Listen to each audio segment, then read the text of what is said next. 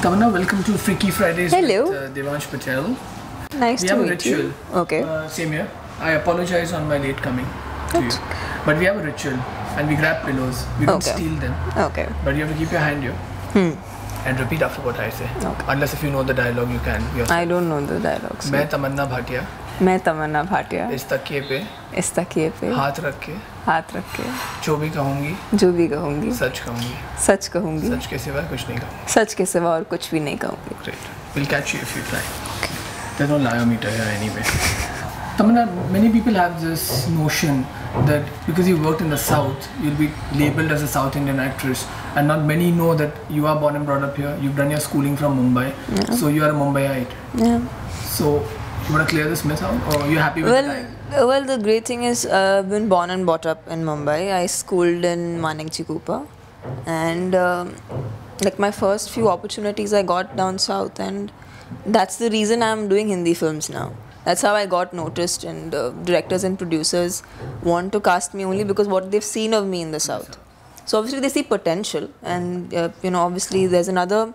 This is a completely different industry. Hindi films is a completely different industry, and the south is completely different because sensibilities are different. Right. So yeah, but it's great. I like to be known, even if because I've done a lot of south films. Tamil and Telugu people, when they see me, they associate. They feel like like they know me or like I belong there. So it's great. It's great to have that different connect. What about your teachers in Manekji Kupa? How are you? You were a brat.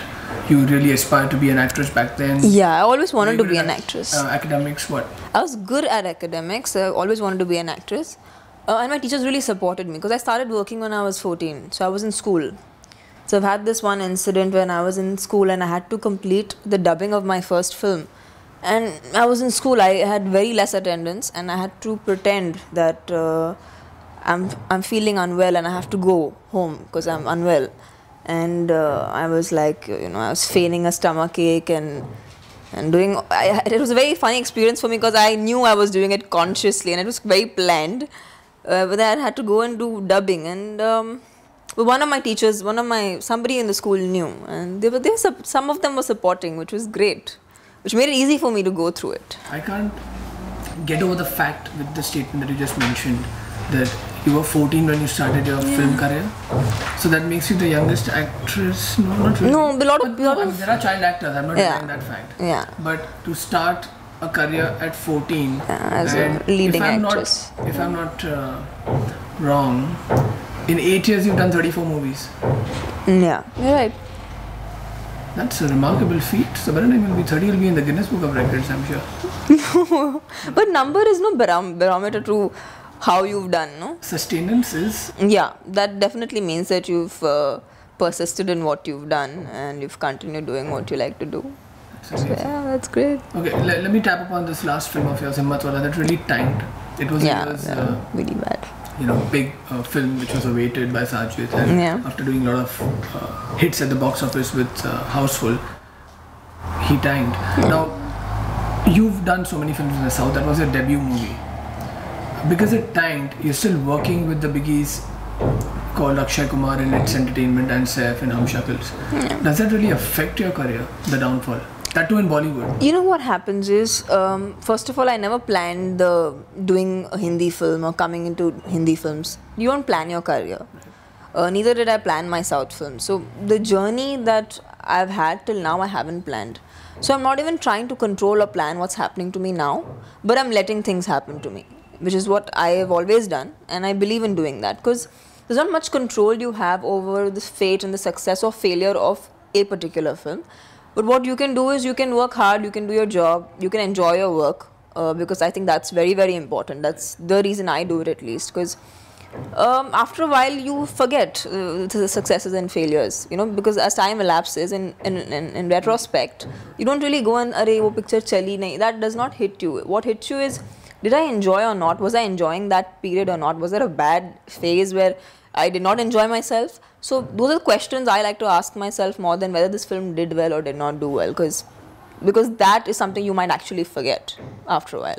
Okay, and It's happened with a lot of actresses once they ventured in Bollywood, including I think Rekha Ji, Sri Devi, all these people have acted in the South as well. But when they tap their feet in Bollywood, they don't want to return back. Sure. I haven't seen any actress that has gone down south and then done 5 movies after doing Bollywood. Sure. So, do we see you in the near future going back? I'm doing a film with Mahesh Babu, which is a Telugu film. See, somehow I am trying to strike a balance somewhere and trying to do South Indian films as well, because I've done so much work there. I enjoy doing that, and I'm getting fantastic work here in Hindi as well. I'm trying to balance. It's a task, but I'm attempting it. I don't know how successful I'll be at it, but I'm trying. Actresses are known by the co-actors they work with mostly. I mean, you worked with what? I don't think anyone's achieved that feat. Surya, Dhanush, Ramcharan. Ramcharan, yeah. You're working with Mahesh Babu. Mahesh, yeah. Saif, Akshay, and Ajay Devgan. So, who remains now? Shah Rukh, Amir, and Salman, and that's it. A lot of other actors are there. Yeah, but you're working with biggies. I mean, what's that kind of a balance? I mean, do you feel, hang on, I'm a newcomer in Bollywood, I'll be pitched with these youngsters who have just entered the film industry, but you're already touted as the next big thing. But again, that's how the media perceives it or people perceive it. For me, right now it's all about just being able to do the kind of work I like to do, enjoy my work, and see how differently I can be portrayed in different films. Because again, I feel like being touted as a big, the next big thing it's all very temporary, which is something I can't do anything about. But unfortunately, all that is really temporary. So I don't try to think too much about it. I don't try to dwell too much in that. I try to just enjoy my work, have a good career, have a good span of working in different films, and feel good about the kind of work I've done. And when people watch the films, they enjoy it. It's good. But by your age, most of the actors have almost done just 15 films? Yeah, because I started very young, no? Yeah, you started very young.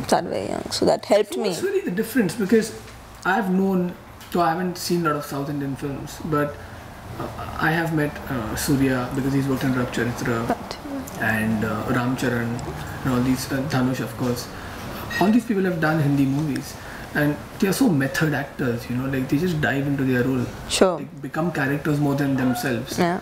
When you work with Bollywood actors who haven't worked in the South, what's the difference do we see here? No, I feel all leading actors who have reached a certain stature are definitely very, very passionate about what they do. There's no two things about it, whether it could be Hindi films or the South, anywhere. Because, see, I feel like a lot of responsibility of the film is on their shoulders, especially when you do commercial films. It's like the hero gets, if it does well or doesn't do well, it does affect the hero a lot. So, so I feel like they're extremely, whoever I worked with in the recent past, could be Ajay, Saif, Akshay in Hindi, and they're extremely passionate about what they do, because that's the reason they've survived for so long, each being at least two decades each. They've all spent so much time. So if you have survived so long in an industry, it can't be done without passion. It's not possible. Who's your favorite actress from Bollywood?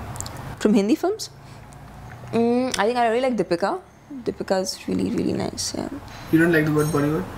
No, I have no issues with Bollywood. Because a lot of people mind using the word Bollywood. It's again, but everybody uses it. I mean, I guess it's in the Oxford Dictionary now. So. It's it's convenient. It's just meant for convenience, I think, more than anything else. I asked you that question of who's your favorite because you've reprised the role of one of the most finest celluloid portraits ma'am, yeah, that and Kareena's Jab We Met. Jab We Met, yeah. You've done the South Indian version of it. Yeah. So, were there comparisons? How do people look at that? I think the film was, when I was offered the remake of Jab We Met, I wanted to do it very badly because, believe it or not, I have seen Jab We Met 8 times in the theatre. 8 times? Yeah, I've gone to the theatre with different people, caught hold of them and said, please chalo mere saath, because I'm running out of company, I need to go and watch the film again. And that was when I was not offered the film. It had nothing to do with me being an actress. It was more about me being an audience, having really liked a film and wanting to go back into the theatre, paying that whatever $100 to $200 and watching the film and enjoying myself. So it was more from that perspective. And then when I was offered the film, I went nuts because I was like, I need to see this film. You know, it's very strange. Now if Jab We Met comes on TV, I can't watch it. I can't watch it. Because I've seen it over... so many times. I've seen it 200 or 300 times. Now whenever I see the scene, I recollect me doing that. So I just cannot, if it comes on television, I can't watch it. Because I've just seen it, I don't know, 200, 300 times now. I've lost count. So. Do your contemporaries or you yourself text each other? Oh yeah, very much. So did you text Kareena after watching? No, I didn't. I wasn't in touch. I recently met Kareena, but I had never met Kareena that time, so I didn't have any way to communicate to her. But I just absolutely loved her in that film. Great. Talk to me about your directors. You worked with the biggies as well again. But Sajid being a nutter himself, we all know him, and Ajay of course one. How is it to keep so patient and tight-lipped? Because you know you'll always have a stretched smile when you work with them. No, but I really enjoy working with Sajid. It's however Himmatwala has done is a separate story, but I'm working with Sajid again. Yes. We're doing Hum Shakals, and it's been one of the most amazing experiences I've had while working on Hum Shakals. Also because Saif is, you know, an amazing person. I really like the way he works. I love the way he is on sets, and this is a full out-and-out comedy film. So the ambience on the set cannot be serious or cannot be, you know, everyone cannot be like zoned out. It has to be a lot of fun, otherwise the film will never work because it has to be crazy. Was he that well behaved? Well, or are you lying? No, I'm serious about it. Well, Sajid was had a very gigantic prank played on him. He was spooked to death because the studio we were shooting in, you know, somehow that has a reputation of being haunted, and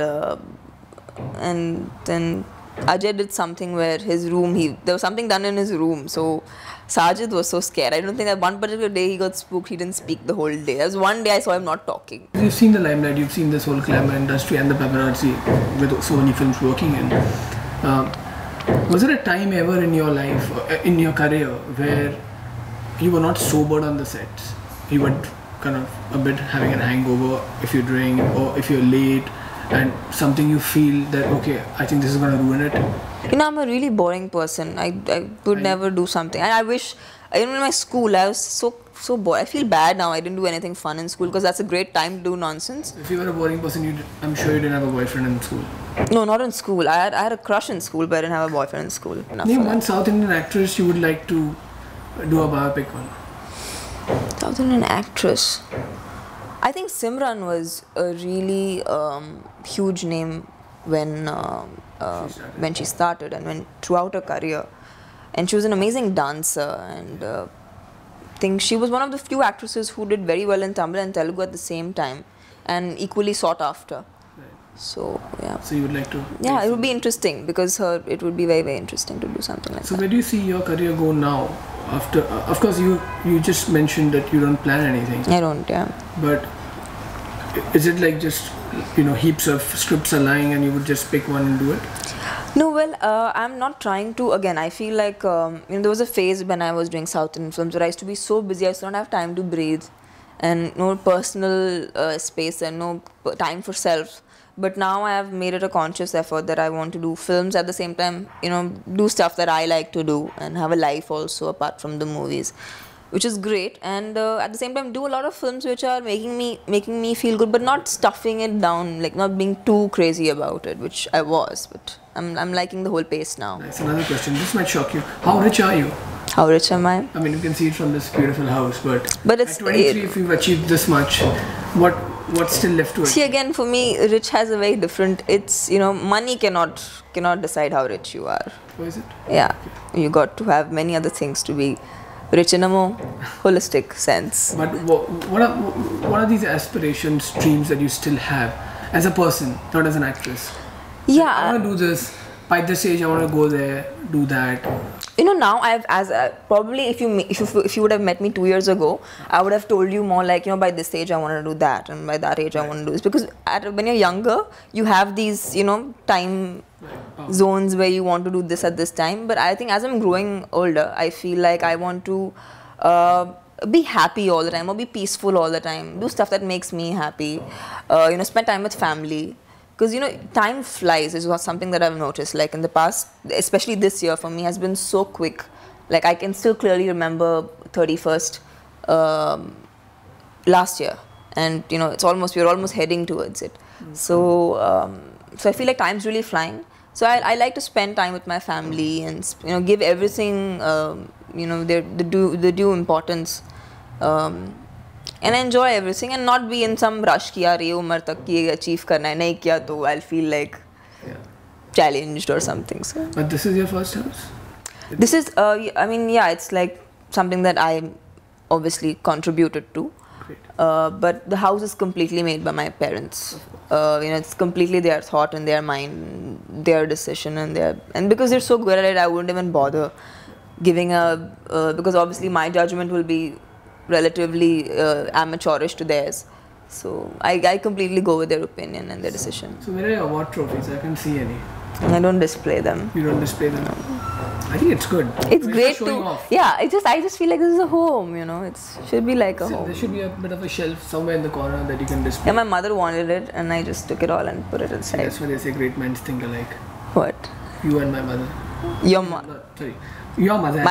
How? Okay, yeah, she wanted those outside. Yeah, she wanted them to be displayed. So I was like, fit. So you had a crush on any Bollywood actor while you were doing South Indian movies and you weren't here? I think Hrithik Roshan. I've had the hugest crush since I was very young.